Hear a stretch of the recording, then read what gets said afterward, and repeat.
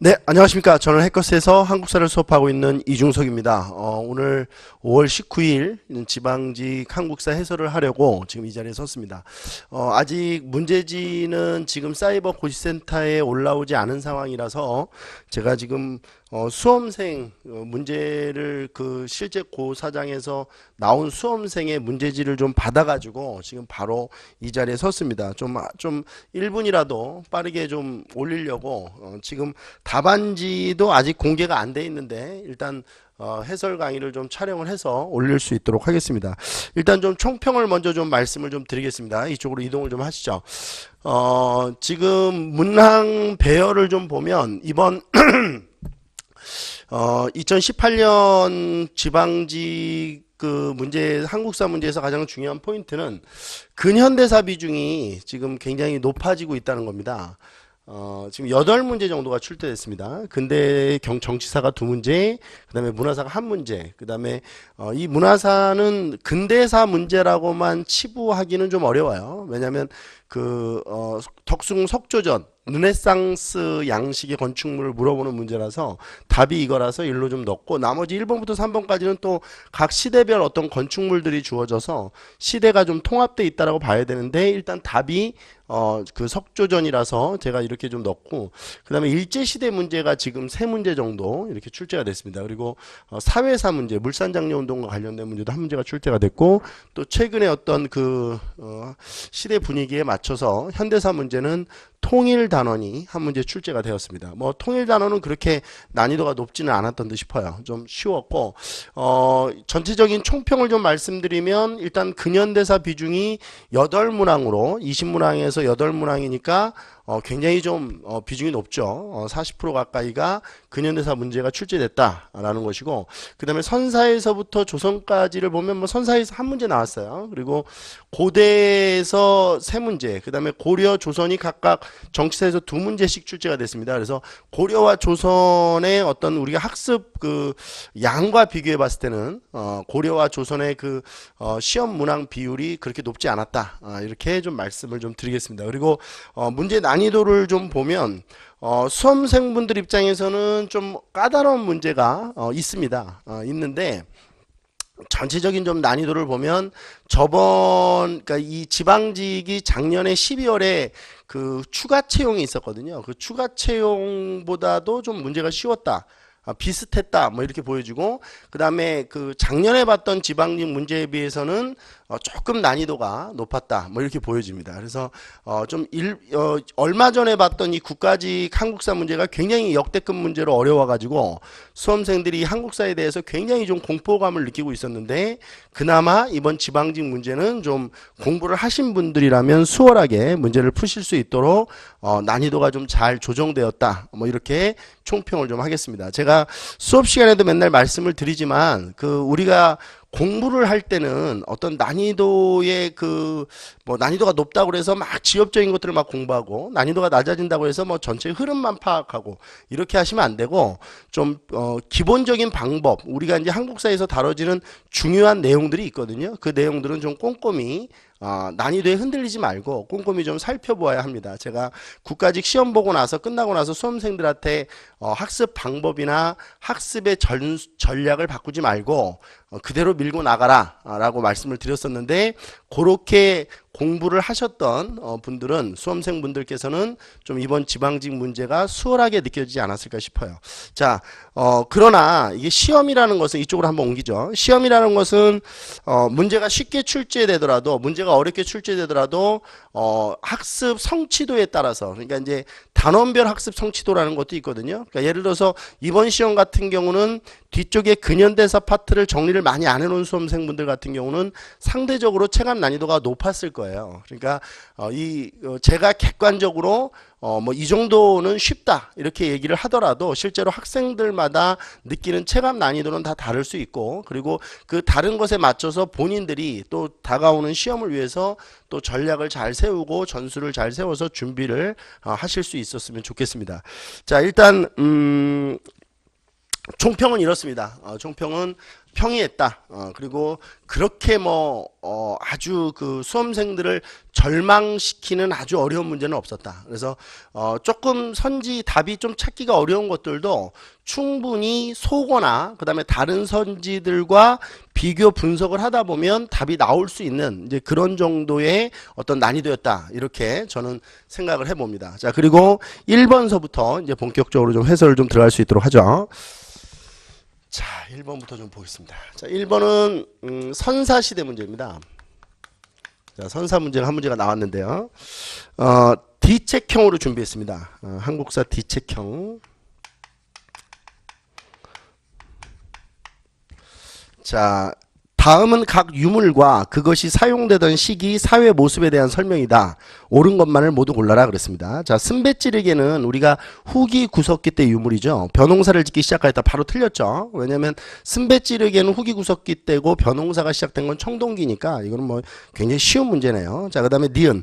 붉은 간토기는 청동기 때의 토기죠. 거친 무늬 거울을 사용하여 제사를 지내거나 의식을 거행하였다. 이게 정답이네요.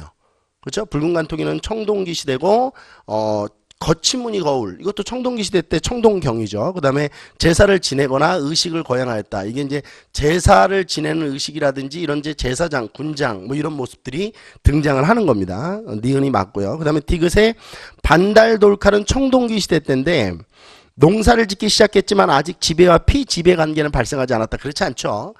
청동기 시대 때는 벼농사가 시작되면서 잉여 생산물이 발생하고 잉여 생산물 발생에 따른 어떤 개인의 재산, 사유 재산이 인정되면서 계급이 발생이 됩니다. 그래서 이 디귿은 잘못되어 있는 설명이네요. 그 다음에 리을.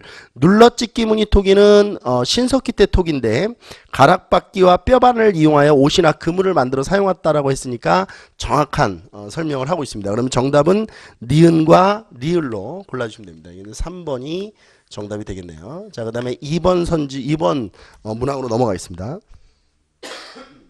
다음과 같은 불교 사상의 영향을 받아 만들어진 문화재가 무엇이냐 이렇게 물어봤는데 이 불교 사상은 개인적 정신세계를 추구하는 경향이 강하였기 때문에 지방에서 독자적인 세력을 이루어 성주나 장군을 자처하던 자들로부터 큰 호응을 얻었다. 이거는 불교 문제인데요. 이 불교 중에서 이 선종을 묻는 겁니다. 그러면 선종이 유행했을 때 나오는 문화재. 이건 뭐 답이 나와야죠. 바로 승탑입니다. 정답은 2번이 됩니다. 나머지는 너무 답과 거리가 멀기 때문에 설명을 하지 않을 수 있도록 하겠습니다. 자, 그 다음에 3번 볼게요. 밑줄 친 이곳에서 일어난 일로 옳은 걸 골라라 그랬습니다. 고려 정종 때, 자, 정종이 언제냐면 태조, 그 다음에 해종, 정종 이렇게 되죠. 이 정종 때 이곳으로 천도를 하려고 시도했다라고 하는 걸 통해서 이곳이 어디라는 걸 아셔야 되냐면 서경이라는 걸 아셔야 합니다. 왜 서경이냐면 자, 해종 때 왕규의 난이 일어나는데 이걸 이제 왕식념이라는 사람이 진압을 하죠. 이 왕식념이 바로 서경의 호족입니다. 그래서 이 왕규의 난을 왕식념과 이제 이후에 정종이 되는 그 사람이 진압을 하고 나서 정종 때 왕식념의 그 근거지였던 서경으로 수도를 옮기려고 하거든요. 물론 이제 다른 호족들의 반발로 성공은 못했지만 이곳은 서경입니다. 그래서 문종 때 이곳 주위에 서경기 사도를 두었다라고 되는데 이건 뭐 모르셔도 돼요. 자, 그 다음에 이곳이 이제 서경이라고 찾으면 바로 평양이죠. 그럼 1번부터 보겠습니다. 이곳에서 현존 세계 최고의 직지심체 요절이 간행됐다라고 했는데 직지심체 요절이 간행됐던 곳은 청주 흥덕사라는 절입니다. 지금은 이제 터만 남아 있어서 청주 흥덕사지 우리가 이렇게 얘기하는데 청주고요. 그다음에 2번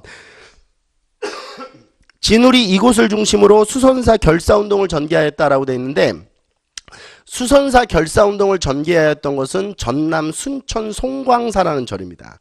그러니까 이 지명은 순천이 돼야 돼요. 그 다음에 3번 조이총이 정중부 등의 타도를 위해 이곳에서 반란을 일으켰다. 이게 바로 서경, 유수, 조이총의 난이죠. 바로 이제 이 서경 밀란과도 연계되어서 이 조이총의 난이 일어나는데 답은 3번으로 체크를 해주시면 됩니다. 자, 서경을 찾는 문제, 지역사 문제예요. 요거는 3번 조이총의 난을 찾으면 되고, 그 밑에 있는 것은 강조가 군사를 이끌고 이곳으로 들어와 김치향 일파를 제거했던 곳은 수도로 들어온 거거든요. 그러니까 이제 이 강조가 있던 곳이 서경이고요. 그다음에 이 김치향이 있던 곳이 개경입니다. 그러니까 수도로 밀고 들어와서 김치향을 제거한 거거든요. 그래서 정답은 3번이 정답이 됩니다. 죄송합니다. 이 목 상태가 계속 좋지 않아가지고. 그 다음에 4번 보겠습니다. 밑줄 친 운동에 대한 설명으로 옳은 것은 그랬습니다. 조선 사람은 조선 사람이 만든 물건만 쓰고 살고자 하는 운동이 일어나고 있다. 자, 뒤에 문장 읽어볼 필요 없어요. 조선 물산 운동, 물산 장려 운동이죠. 자, 물산 장려 운동을 묻는 겁니다. 자, 이게 이제 일제시대 사회사 문제에 해당되는데요. 옳은 걸 찾으라는 겁니다. 자, 1번부터 볼게요. 조선 노농 총동맹의 적극적 참여로 대중적 기반이 확충되었다라고 되어 있는데, 이 조선 노농 총동맹은 이제 1927년에 만들어진 말 그대로 노동조합, 농민조합입니다. 이 노동조합과 농민조합은 다 사회주의 사상과 관련돼 있어요. 근데 이제 물산장려운동은 이 사회주의 사상과는 거리가 멉니다. 오히려 사회주의 사상을 가진 사람들이 이 물산장려운동을 자본주의가 자본가들을 위한 운동이라고 굉장히 강력하게 비판을 하거든요. 그러니까 1번 선지와는 좀 거리가 있고요. 그 다음에 2번 조만식 등에 의해 평양에서 시작되어 전국으로 확산되었다. 이게 답이죠. 조만식 선생님이 답입니다. 그러니까 물산 장려회가 이제 평양에서 20년에 만들어지고 이것이 이제 전국적으로 확산되면서 1923년에 조선물산 장려회를 만들게 되죠. 자, 그다음에 3번 원산 총파업을 계기로 조직적으로 전개될 수 있었다라고 되어 있는데 이것도 마찬가지예요. 시간도 일단 잘못됐고 원산 총파업은 1929년에 일어나고요. 이렇게 이제 노동조합 같은 경우는 이런 물산 장려 운동과는 거리가 멉니다. 자, 그다음에 조선총독부가 회사령을 폐지하는 계기가 되었다라고 되어 있는데 이거는 인과관계가 좀 잘못됐어요. 그러니까 이게 조선총독부가 회사령을 폐지하고 나서 이 물산 장려운동이 일어납니다. 그러니까 회사령 폐지 이후에 뭐 관세 철폐 움직임 막 이런 게 나타나거든요. 이것에 이제 이 회사령을 철폐한 이유가 일본 기업의 국내 진출을 적극적으로 돕기 위해서인데 이렇게 되면 이제 일본 기업과 국내 기업이 이제 싸움을 하게 되죠. 국내 시장을 놓고 이제 그 과정에서 물산 장려 운동이 전개되는 것이기 때문에 이 문제는 인과관계가 이 선지는 인과관계가 잘못됐어요. 자, 그 다음에 이제 5번으로 넘어가 보겠습니다. 가시기에 해당되는 사실로 옳은 것만을 보기 위해서 모두 고르면 그랬습니다. 제가 수업 시간에 이 무열왕이 죽은 연도를 계속 얘기했었어요. 그러니까 무열왕이 언제 죽었느냐. 그러니까 이 무열왕이 죽고 나서 신라가 이제 문무왕이 즉위하잖아요. 그래서 무열왕이 죽은 시점이 언제냐면 이게 이제 백제를 멸망시키고 나서 죽어요. 그러니까 백제가 660년에 멸망을 하거든요. 그래서 제가 그 연도수를 계속 얘기를 했었는데 공교롭게도 그 연도수를 묻는 문제가 나온 것 같아요. 그러니까 문무왕이 즉위한 거는 무열왕이 죽어서 문무왕이 즉위를 한 거니까요. 이거는 661년입니다. 자, 그리고 그 밑에 보시면 신라가 기벌포에서 당의 수군을 격파한 거죠. 이 기벌포 전투 이퀄 신라 삼국통일이거든요. 이 서린기의 해군이 격파된 거니까요. 이게 675년입니다. 그러니까 지금 이 문제는 좀 굉장히 시간이 좀 좁죠. 661년부터 675년 요 사이에 있었던 일을 찾으라는 겁니다. 자, 기억부터 좀 볼게요. 신라가 안승을 고구려 왕에 봉했다라는데 이 안승이 바로 보덕국을 세운 사람이거든요.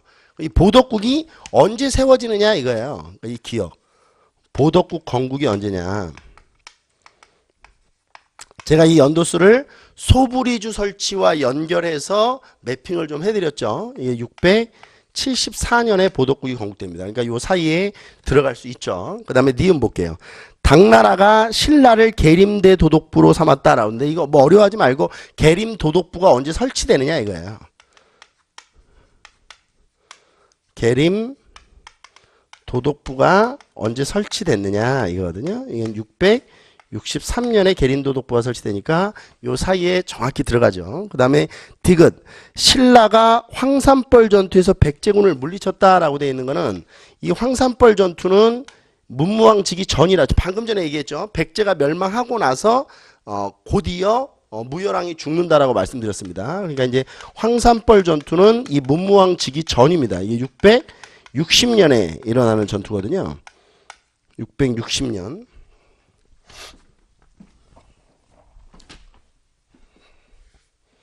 660년에 일어나는 전투니까 이거는 요 전에 들어가겠죠. 그 다음에 리을을 보면 보장왕이 요동 지역에서 고구려 부흥운동을 펼쳤다라고 되어 있는데 이게 좀 우리가 이제 생소할 거예요. 보장왕의 고구려 부흥운동.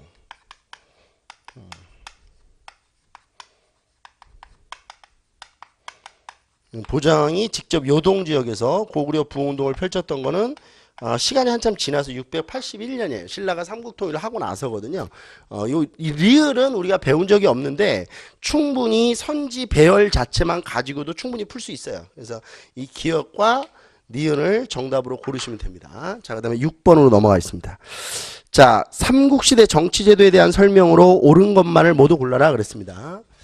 요 문제는 우리가 행정조직과 관련된 문제죠. 지방통치체제.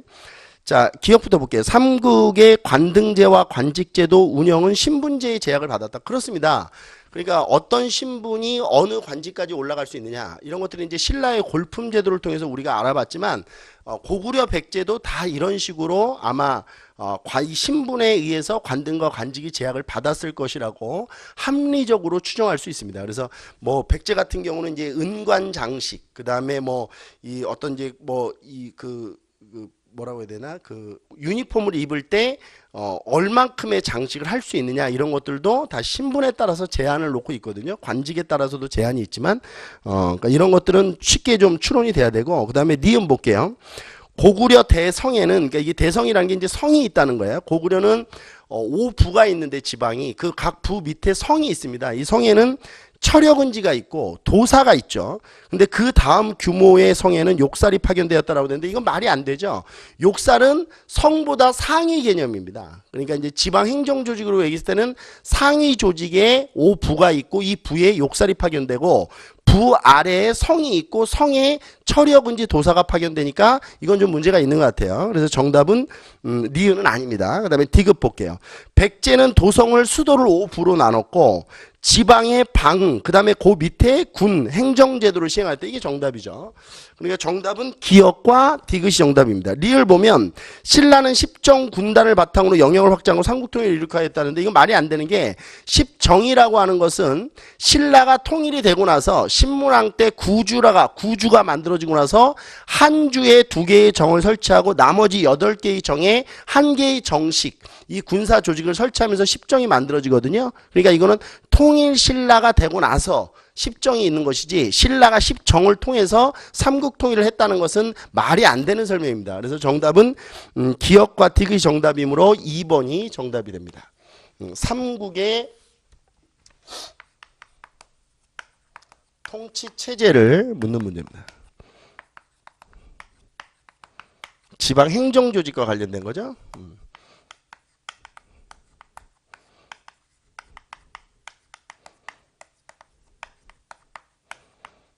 정답은 3번이 정답이 됩니다. 2번이 기역 디귿 2번이 정답이 됩니다. 자, 그 다음에 7번 보겠습니다. 자, 성격이 유사한 것끼리 옳게 짝지은 것은 그랬는데, 자, 기인제도는 우리 태조 왕건 때 호족의 자제들을 인질로 서울에다 잡아놓는 제도고, 노급이라고 하는 것은 그러니까 전세 공납역을 관리들에게 다 거둘 수 있도록 하는 제도이니까 이거는 뭐 관련이 없고요. 그 다음에 이성육부는 우리가 고려의 중앙통치체제고 오경 15부는 발해의 지방행정조직이니까 역시 관련이 없어요. 그 다음에 3번의 중정대는 발해의 관리감찰기구고 승정원은 고려시대 때 왕명을 출납하는 어떤 왕의 비서기구니까 역시 관련이 없고요. 그 다음에 대대로는 고구려의 수상이고요. 대내상은 발해의 수상이니까 이 4번이 유사성이 있습니다. 어찌 보면 이것도 통치체제와 뭐 관련돼 있는 그런 설명이네요. 이것도 통치체제와 관련돼 있습니다. 고대 통치체제와. 통치체제와 관련된 문제가 연속으로 두 문제 정도 출제가 된 거네요. 자, 그 다음에 8번 보겠습니다. 다음 각 문화재에 대한 설명으로 옳지 않은 것은 그랬습니다. 화엄사 각항전은 우리가 그 18세기 조선 후기 때 건축물인데요. 이게 이제 다층식으로 외형을 이루고 있습니다. 지붕이 이렇게 다층으로 올라가 있다는 얘기고요. 그 다음에 수덕사 대웅전은 주심포 양식이죠. 우리가 이거는 뭐 여러 차례 수업 시간에 정리를 했던 거고요. 부석사 무량수전도 배을림 기둥을 가지고 있습니다. 그 다음에 덕수궁 석조전은 서양 고딕 양식의 건물이 아니죠. 서양 고딕 양식의 건물은 대표적인 건물이 명동 성당이고요. 이 덕수궁 석조전은 르네상스식 건물입니다. 정답은 4번이 정답이죠. 이것도 뭐 수업 시간에 정리를 해드렸던 부분이에요. 자, 그 다음에 9번 보겠습니다. 자, 이 문제도 조금 까다로울 수 있어요. 공부를 제대로 안 하신 수험생들인데 이런 문제는 제가 굉장히 좋아하는 문제입니다. 왜냐하면 공부를 한 수험생들은 쉽게 맞추고 공부를 하지 않은 수험생들은 틀릴 수 있는 문제죠. 이런 문제들이. 얼마나 이제 지엽적으로 정리를 잘 해놓았느냐. 9번. 다음에서 설명하는 인물의 저술로 옳은 것은 그랬는데 종래의 조선 농학과 박물학을 집대성했다. 그러니까 농학이라고 하는 것은 이제 농업 백과사전 같은 겁니다. 그 다음에 전국 주요 지역에 국가 시범농장인 둔전을 설치하여 혁신적 농법과 경영 방법으로 수익을 올려서 국가 재정을 보충할 것을 제안했다. 이게 이제 토지 개혁론과도 관련되어 있는데 서유구의 둔전론입니다. 그래서 이 지금 인물은 서유구라는 인물이에요. 그러면 지금 이 문제에서 서유구가 발문을 잘 보면 다음 설명하는 인물의 저서가 뭐냐 이렇게 물어봤으니까 서유구가 쓴 책이 뭐냐 이렇게 물어보는 겁니다. 정답은 임원경제지가 정답입니다. 임원경제. 이게 이제 그 농업 백과사전이죠. 임원경제지 이런 게 정답이 됩니다. 자, 1번의 색경은 그 우리 그 송시열에게 사문난적으로 몰렸던 윤휴 박세당 이 둘이 있는데 소론 출신이었던 이 박세당이가 바로 쓴 농서고요. 그 다음에 산림경제는 홍만선, 그 다음에 관홍소초는 박지원의 저서입니다. 그래서 정답은 4번이 되고요. 그 다음에 10번으로 넘어가겠습니다. 고려에서 행한 국가 제사에 대한 설명으로 옳지 않은 걸 찾아라 그랬습니다. 자, 예종 때 도관인 보건궁을 세워 초제를 올렸다. 예종 때 이 보건궁을 세운 거는 핵심 개념이죠. 우리가 이 고려시대 도교 파트에서 아주 자세히 다루었던 부분입니다. 제가 수업을 하면서도 이런 부분들을 잘 정리해 놓으셔야 이 공무원 시험 준비를 하는데 유리하다라고 얘기하면서 정리했던 부분이고요. 그 다음에 숙종 때 기자사당을 세워 국가의 제사를 지냈다. 이거는 이제 기출문제 같은 데서 제가 수업 시간에 다뤄줬던 부분이에요. 숙종 때가 맞습니다. 기자사당이 설치된 거는. 그 다음에 성종 때 사직을 세워 지신과 오곡신에게 제사를 지냈다. 근데 이때 이 사직을 지낼 때, 이 성종 때 사직을 지낼 때 그 밑에 환구단에서 풍년을 기원하는 제사도 함께 시작이 됩니다. 그래서 이 4번에 태조 때 환구단이 들어섰다는 것이 잘못됐어요. 이 환구단도 성종 때 시작이 되고 이것이 조금 이제 좀 쇠퇴하다가 조선 초기 때 세조 때 다시 부활을 하거든요. 정답은 4번이 정답입니다. 자, 그 다음에 11번으로 넘어갑니다. 밑줄 친 대의를 이루기 위해 효종이 한 일로 옳은 것 이렇게 되어 있습니다. 자, 11번으로 넘어갔습니다. 자, 효종 때 한 일인데 효종 때 대의를 위해서 한 일이 뭐냐? 바로 북벌운동이죠. 그럼 효종이 북벌운동 과정에서 한 일이 뭐냐? 이걸 찾으면 되는 거거든요. 한번 사료를 먼저 읽어볼게요. 병자년일이 완연히 어제와 같은데 병자호란 얘기하는 거겠죠. 이게 우리가 삼배 구고두례라고 해서 인조가 치욕을 당하는 날은 저물고 갈 길은 멀다고 하셨던 성조의 하교를 생각하니 나도 모르게 눈물이 솟는구나. 사람들은 그것을 점점 당연한 일처럼 잊어가고 있고 대의에 대한 관심도 점점 희미해져 북녘 오랑캐, 이게 이제 청을 얘기하는 것이겠죠. 북녘 오랑캐를 가죽과 비단으로 섬겼던 일을 부끄럽게 생각지 않고 있으니 그것을 생각한다면 그 안이 가슴 아픈 일인가 이렇게 되어 있습니다. 자, 효종이 뭔가 이제 북벌, 청을 치기 위한 어떤 그런 노력의 일환으로 이런 말들을 했던 것 같아요. 자, 그러면 효종 때 한 일이 뭐냐? 정답은 그렇죠. 병자호란 때 무너졌던 남한산성 이걸 복구하고 그다음에 어영청, 총융청, 수어청 이런 이제 인조 때 만들어졌던 군영들을 다시 증강시키는 일을 했습니다. 그래서 어영청을 확대하였다. 이게 정답이죠. 자, 조선 효종 때 외교사를 묻는 문제인데 이게 이제 1번이 정답입니다. 훈련별대를 정초원과 통합하여 금이영을 발족시켰다. 우리가 이제 앞에 거는 몰라도 되고요. 금이영은 조선 숙종 때 만들어진 것이고요. 명과 후금 사이의 신리를 추구하는 중립외교 정책을 펼쳤던 인물은 광해군이죠. 그 다음에 호위청, 이 호위청도 뭐 국왕의 호위 무사들이 있는 곳인데 총융청, 수어청 등의 부대를 창설하여 국방력을 강화했던 사람은 인조입니다. 그러니까 이거는 이제 효종 때 일어난 일이 아니죠. 자, 그 다음에 12번으로 넘어가겠습니다. 대한제국 정부가 시행한 정책으로 옳은 걸 골라라 그랬습니다. 자, 대한제국 정부.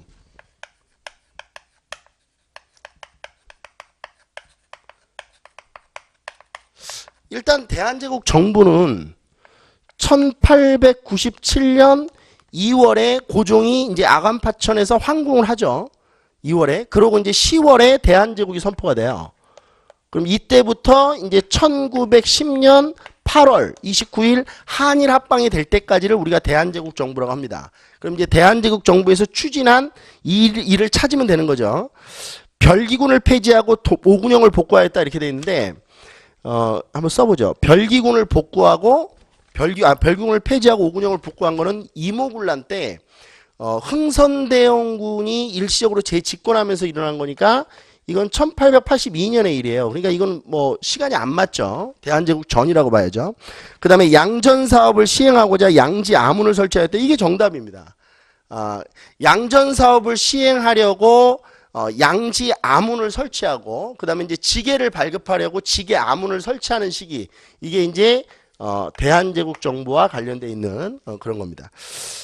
실제로 이제 1898년 부터 이제 98년부터 양지 아문이 설치돼서 그 토지조사 사업이 이루어지고요. 그다음에 1901년에 지게 아문이 설치되면서 1899년에 양지 아문이 설치되면서 이 토지조사 사업이 이루어지고 지게 아문이 1901년에 설치되면서 이제 지게 발급이 시작되죠. 물론 이제 이 지게 발급은 1904년 러일 전쟁이 터지면서 중단되고 맙니다. 아무튼 대한제국 시기 때 있었던 일이다. 이렇게 보시면 되고요. 그 다음에 3번 통리 기무아문을 설치한 거는 1880년의 일이에요. 이것도 이제 거리가 멀겠죠. 그 다음에 화폐제도를 은본위제로 개혁하고자 신식화폐 발행장정. 자, 은본위 화폐제도가 언제 수립되느냐 이걸 묻는 거거든요. 바로 1차 가보개혁 때죠. 그러니까 이거는 1894년 때입니다. 1차 가보개혁과 관련돼 있으니까 이게 다 거리가 있습니다. 자, 정답은 2번이 정답이에요. 그 다음에 13번으로 넘어갑니다. 기역 조직에 대한 설명으로 옳은 걸 골라라 그랬습니다. 1922년 3월 중국 상하이에서 누가 일본 육군 대장 타나카 기이치를 암살하고자 한 사건이 발생했다. 암살하는다. 이 사건이 이제 기믹상인데 이때 체포된 독립운동가들의 일본 경찰에 인도되어 신문을 받게 되는데 그 신문 과정에서 이것에 속한 기믹상이 1921년 이 전이죠. 그러니까 22년 3월에 이 육군대장을 저격하기 이전에 21년 9월 조선 총독부 건물에 폭탄을 던진 의거의 당사자라는 사실을 또 밝혀낸 거죠. 자, 그럼 기믹상이 소속돼 있는 단체가 뭐냐? 바로 의열단을 묻는 겁니다. 자, 이거는 뭐 쉽게 풀 수 있겠네요. 1번 공화주의를 주창하는 내용의 대동단결선언을 발표했던 단체는 상하이에서 만들어진 신한혁명당입니다. 1915년에 결성이 돼서 대동단결선언이 1917년에 발표가 되죠. 자, 그 다음에 2번 이 조직에 속한 이봉창이 일항이 탄 마차 행렬에 폭탄을 던졌다. 이건 뭐 한일 애국단이죠.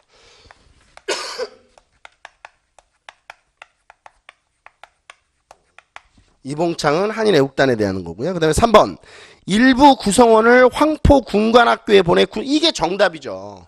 황포군관학교. 의열단은 3번이 정답이 됩니다. 자, 그 다음에 4번을 보면 새로 부임하는 사이토 조선 총독에게 폭탄을 투척한 의관. 이건 대한국민노인동맹당, 우리가 일명 이제 노인동맹단이라고 하는 강우규라는 사람이 펼치는 거죠. 노인동맹단 강우규입니다. 강우규. 정답은 3번이 정답이네요. 그 다음에 14번 보겠습니다. 다음과 같은 특징을 가진 조선 후기 역사서가 무엇이냐 이렇게 보겠습니다. 단군으로부터 고려에 이르기까지 우리 역사를 치밀한 고증에 입각하여 엮은 통사이다. 마한을 중시하고 삼국을 무통으로 보는 입장에서 우리 역사를 체계하였다. 이건 바로 답이 나와야 돼요. 안정복의 동사 강목 이렇게 해서 답이 안 나오면 이 문제는 풀 수가 없습니다. 그러니까 이건 뭐 생각하는 문제가 아니죠. 정답은 조선 후기 역사서 1번 안정복의 동사 강목을 찾는 문제입니다. 그 다음에 15번으로 넘어가겠습니다. 자, 뭐 계속 나오고 있는 문제 유형이죠. 임진왜란의 순서를 묻는 문제입니다. 다음 사건을 발생한 순서대로 바르게 나열한 것은 그랬습니다. 자, 이순신이 명랑에서 일본 수군을 격파한 거는 이건 이제 정유재란이 터지고 나서죠. 의주로 피난했던 국왕 일행이 한성으로 돌아왔다. 이게 좀 까다로울 수 있어요. 제가 수업 시간에 의주로 피난 간 거는 설명을 해드렸는데 1592년 4월에 의주로 피난 간 거는 설명했는데 이게 언제 돌아왔느냐 이걸 설명을 안 해드렸던 것 같은데 언제 돌아오냐면 임진왜란이 끝나고 정유재란이 터지기 전에 그러니까 임진왜란이 끝나고 휴전협상이 진행되면서 의주에 다시 돌아오거든요. 자, 그 다음에 디귿 권율이 행주산성에서 일본군의 공격을 격파하였다. 이건 행주산성이고요. 원균이 이끄는 조선수군이 7천량에서 크게 패배했다. 그럼 제일 먼저 나와야 될 게 뭐냐면 디귿이 제일 먼저 나와야 돼요. 이게 이제 정리를 해보면 임진왜란 순서를 묻는 건데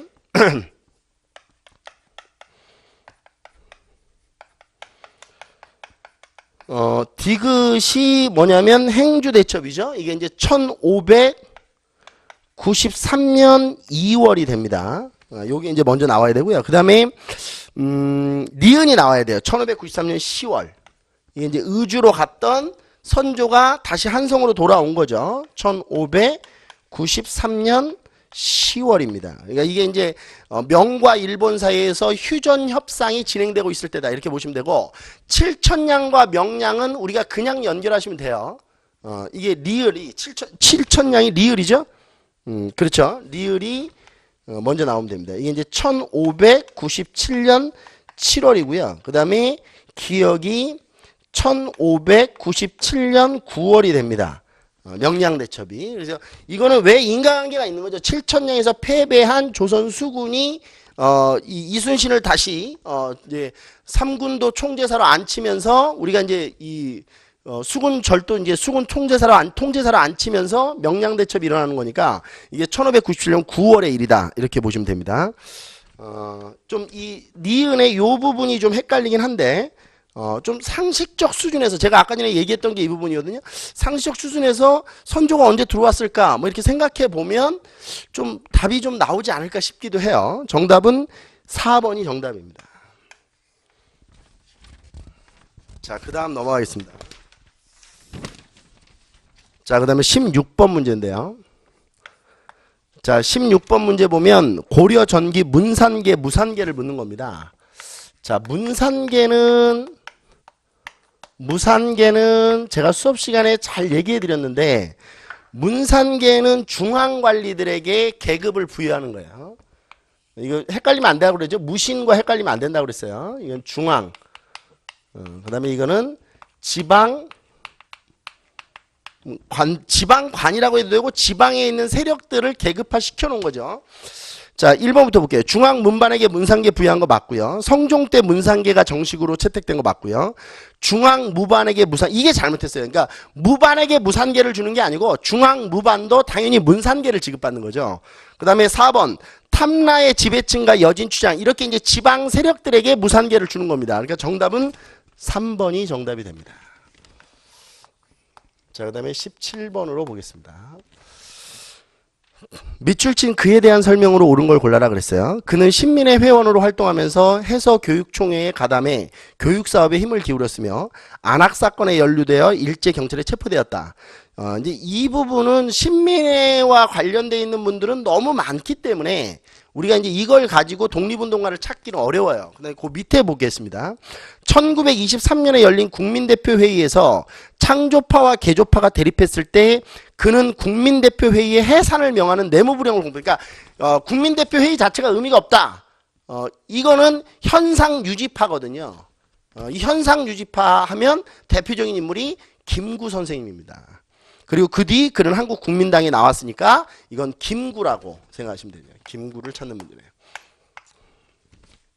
1번 대통령 직선제를 골자로 하는 발췌 현안을 국회에 제출하였다. 이때 당시에 이제 이승만 대통령을 이승만을 얘기하는 거겠죠. 그다음에 안재홍과 함께 조선건국준비위원회를 주도적으로 조직한 건 여운형이고요. 조선민족혁명당을 조직하고 조선의용대를 이끌었던 사람은 뭐 김원봉, 윤세주, 김원봉이라고 해야 될 것 같고요. 평양에서 열린 남북협상회의에 참석하였다. 이게 이제 김구가 정답입니다. 남북협상과 관련돼 있는 거죠. 자, 18번 보겠습니다. 기역부대에 대한 설명으로 옳은 걸 찾아라 그랬어요. 기역은 1933년에 중국인 부대와 연합하여 동경성 전투 등을 치르며 큰 전과를 올렸고 대전자령에서는 일본군을 기습 공격하여 승리를 거두었다. 자, 한중 연합작전을 펼쳤을 때 대전자령을 우리가 어느 부대에서 배웠느냐? 바로 한국 독립군이에요. 지청천과 관련되어 있는 부대죠. 자, 그럼 1번서부터 볼게요. 하와이 대조선 국민군단을 창설했다. 이건 박용만이가 창설한 건데 하와이에 있는 부대가 아니죠. 양세봉의 지휘하에 흥경성 전투에 참여하였다라고 되어 있는데 이 전투는 조선혁명군과 관련돼 있어요. 조선혁명군. 그 다음에 만주 지역에서 활동했던 한국, 이게 정답이죠. 3번이.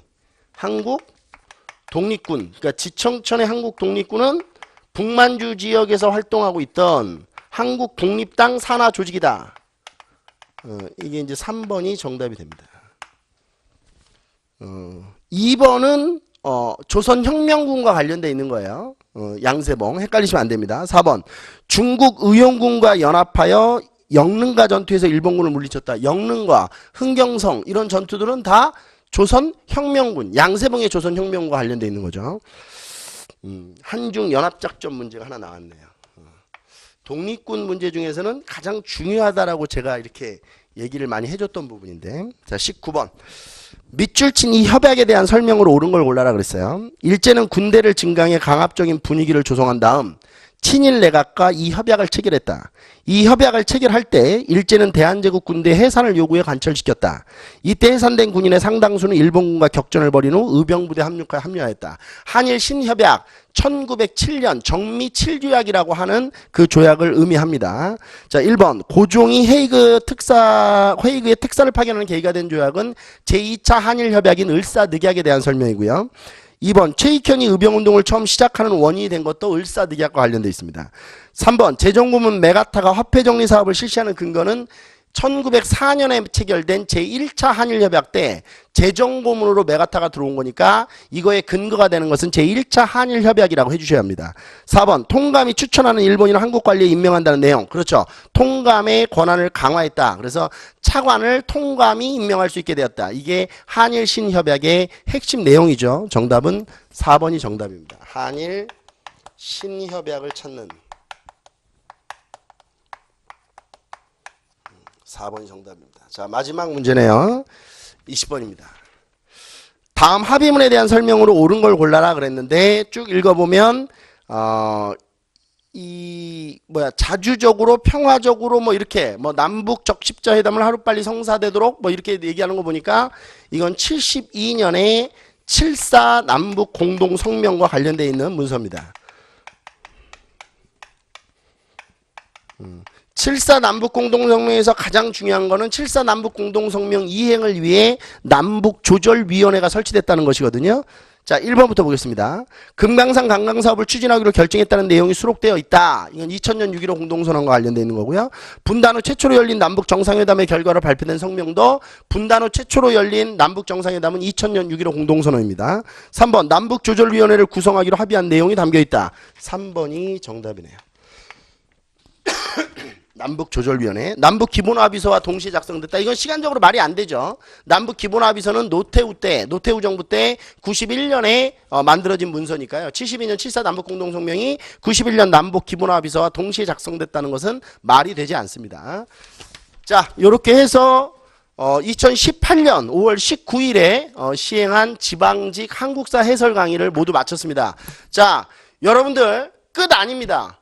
이번 연도에도 서울시도 남아 있고요. 또 이렇게 뭐 절치부심해서 또 다음 연도 또 노려보실 분들은 또 다음 연도 노리셔야 되거든요. 그러니까 뭐 점수가 나오든 안 나오든 일에 일비하지 마시고 파이팅 하시고 공부 꾸준히 이어가실 수 있도록 열심히 좀 해주십시오. 저는 해커스에서 한국사를 수업하고 있는 이중석이라고 합니다. 고생하셨습니다.